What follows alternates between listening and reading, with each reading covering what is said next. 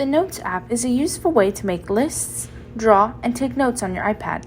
To make a folder for your notes, click the plus on the bottom left and select New Folder. To create a new note, tap the pad and pencil icon on the top right. This will open a blank note. First, give our note a title, which I will make Test Note.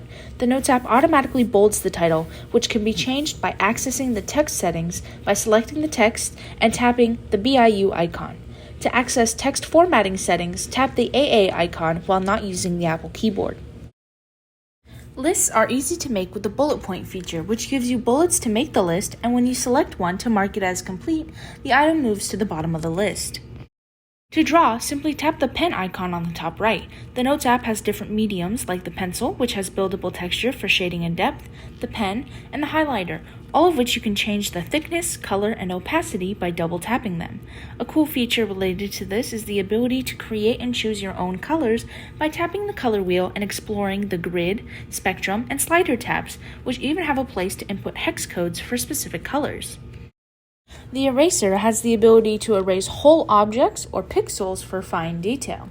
The lasso can select objects so you can move, add space in between, reposition, or even change the color of its contents.